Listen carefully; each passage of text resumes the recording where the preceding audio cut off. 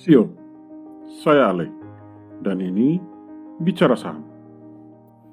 Kali ini kita akan mempelajari kondisi fundamental dari emiten properti yang merupakan pengembang terbesar di Indonesia menurut harian Kompas tanggal 13 Juli 2020. Tetapi dalam setahun terakhir ini, kapitalisasi pasar dari emiten ini terus menurun. Dari 32 triliun pada tahun 2019 menjadi sekitar 18 triliun pada bulan September ini.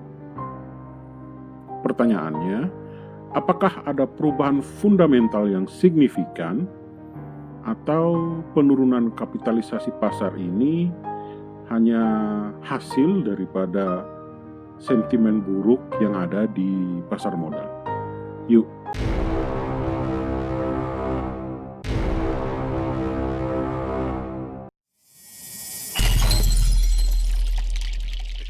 Emiten yang akan kita bahas ini adalah Pakuwon Jati, perusahaan yang telah berumur lebih dari 3 dekade ini menghadirkan portofolio di berbagai sektor utama properti seperti retail, perumahan, komersial, dan perhotelan.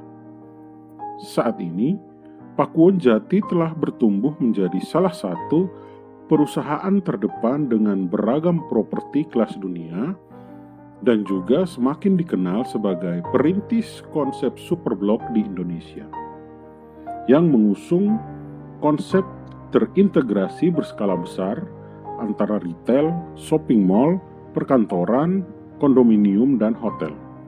Pakuwon Jati sendiri didirikan pada 20 September tahun 1982 dan IPO pada 9 Oktober tahun 1989. Total pusat perbelanjaan yang dimiliki oleh Pakuwon Jati per 31 Desember 2019 mencapai 645.556 meter persegi yang terdiri dari 8 pusat perbelanjaan. Luas gedung perkantoran yang dikelola sebesar 85.000 meter persegi. Selain itu, Pakuwon Jati juga mengelola 4 hotel berbintang dan beberapa apartemen tower serta klaster perumahan. Mari kita lihat jumlah aset dari Pakuwon Jati. Dari data yang didapat, aset dari Pakuwon Jati adalah sebesar 26,4 triliun per laporan keuangan Juni 2020, yang mana meningkat 397 miliar jika dibandingkan laporan keuangan pada Desember 2019, di mana asetnya tercatat pada saat itu sebesar 26 triliun rupiah. Peningkatan pada aset ini disebabkan oleh peningkatan liabilitas sebesar 1,4 triliun dan penurunan ekuitas sebesar 1 triliun rupiah.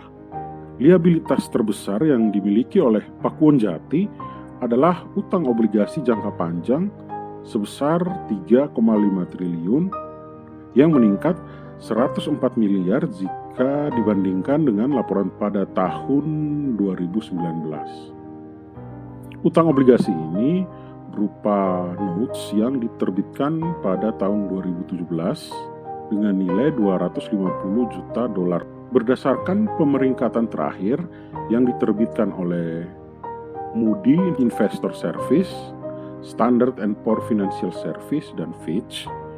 Peringkat obligasi masing-masing adalah Moody's memberikan peringkat BA2 stabil, Standard & Poor's memberikan BB stabil, dan Fitch memberikan peringkat BB stabil untuk obligasi yang dikeluarkan oleh Pakuwon Jati.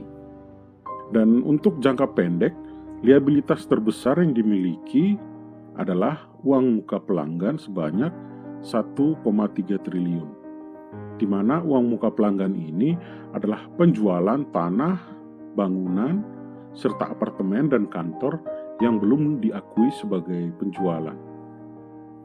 Uang muka ini terutama untuk proyek Tunjungan Plaza 6, East Coast Mansion, Pakuwon Mall Mansion, Grand Pakuwon yang terletak di Surabaya, dan Kota Kasablanka tahap 2 yang terletak di Jakarta. Untuk rasio likuiditas yang dimiliki oleh Pakuwon Jati, cash rasionya adalah 101%, quick rasionya sebesar 132%, dan current rasionya sebesar 247%. Memiliki rasio solvabilitas debt to equity ratio 55%, yang mana dari rasio-rasio ini kita dapat mengambil kesimpulan bahwa Pakuwon Jati mampu dan dapat membayar utang yang dimiliki dengan mudah. Revenue dari Pakuwon Jati pada tahun 2019 adalah 7,2 triliun rupiah, di mana penjualan kondominium dan kantor memegang peranan besar dengan menyumbang revenue sebesar 3 triliun dari jumlah penjualan itu. Sedangkan per Juni 2020 ini, revenue yang telah dikumpulkan adalah 1,9 triliun, di mana penjualan kondominium dan kantor baru memberikan pemasukan sebesar 421 miliar. Jika revenue-nya disetahunkan, maka proyeksi revenue untuk tahun 2020 ini adalah 3,9 triliun.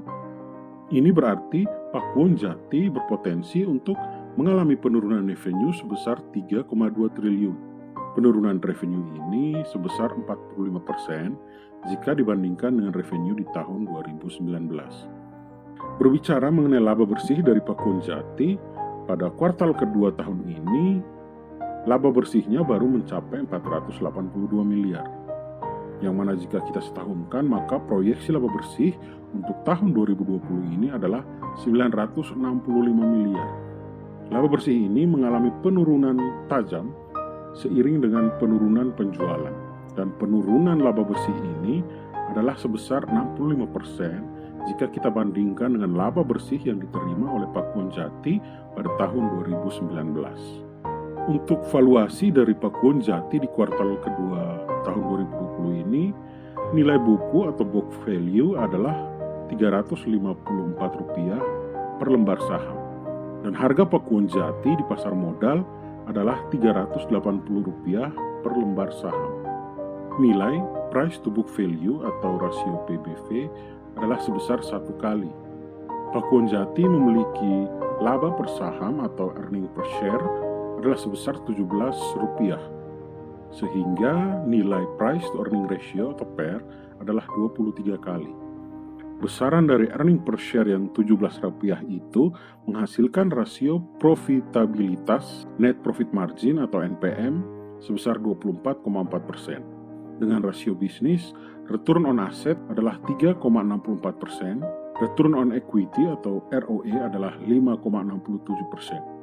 Pada tahun 2020 ini, Pakuwon Jati tidak membagikan dividen, dan seluruh laba bersih dari tahun 2019 ditahan dan digunakan untuk memperkuat modal kerja perusahaan. Tetapi pada tahun 2019 kemarin, Pakuwon Jati membagikan dividen sebesar Rp7 per lembar saham, yang mana setara dengan 337 miliar atau 13% dari total profit di tahun 2018. Kesimpulan, pertama, Pakuwon Jati adalah salah satu pengembang properti terbesar di Indonesia. Dengan usia yang telah lebih dari 30 tahun, maka nama besar dari Pakuwon Jati sudah tidak perlu diragukan lagi. Dengan aset perusahaan yang terus meningkat, yang mana dalam 10 tahun terakhir atau dari tahun 2010 sampai tahun 2020 ini telah mengalami peningkatan aset dari 4,9 triliun ke 26,4 triliun. Kedua, proyeksi revenue dari Pakuwon Jati menurun sebesar 45%. Adanya pandemi virus corona atau COVID-19 yang terjadi pada awal tahun 2020 ini memberi dampak negatif ke berbagai industri di dunia dan di Indonesia, tidak terkecuali bisnis properti dan perhotelan. Adanya pandemi ini menyebabkan masyarakat harus melakukan social distancing, sehingga masyarakat mengurangi aktivitasnya di ranah publik. Hal ini mengakibatkan berbagai tempat publik seperti pusat perbelanjaan, gedung perkantoran, hingga hotel mengalami penurunan pengunjung secara signifikan. Dengan adanya penurunan pengunjung tersebut, maka berdampak terhadap kegiatan operasional yang dilakukan oleh Pakuwon Jati dan secara langsung berpengaruh pada pendapatan dan kondisi keuangan dari perusahaan. Yang ketiga, laba perusahaan diproyeksikan menurun 65%, sejalan dengan penurunan revenue, sehingga secara tak langsung dividen di tahun 2021 nanti akan sedikit atau mungkin tidak akan dibagikan sama sekali. Keempat, utang perusahaan lumayan kecil, hanya 55% dari jumlah ekuitas yang dimiliki, dan kondisi keuangan atau kas perusahaan dapat dikatakan kuat serta cukup untuk membayar utang jangka pendek dari perusahaan, yang mana cash ratio-nya melebihi 100%. Kelima, margin profitnya lumayan besar, di angka 24%, atau dari 100 rupiah pemasukan revenue atau penjualan, yang menjadi laba bersih dari perusahaan adalah sebesar 24 rupiah. Pendapat saya, Pakuwon Jati adalah emiten yang bagus. Aset, revenue, dan profitnya terus bertumbuh. Kecuali untuk tahun ini, korporasi ini memiliki nama yang besar dengan usia yang sudah lebih dari 30 tahun, memiliki margin profit yang oke, hanya saja dividen payout-nya masih tergolong kecil. Dan untuk harga sahamnya terkena koreksi yang dalam karena sentimen negatif dari pasar modal. Hal ini juga pernah terjadi pada tahun 2015 dan 2018. Dan ini bisa dikatakan sebagai kesempatan bagi investor retail yang ingin membeli saham ini di harga bawah.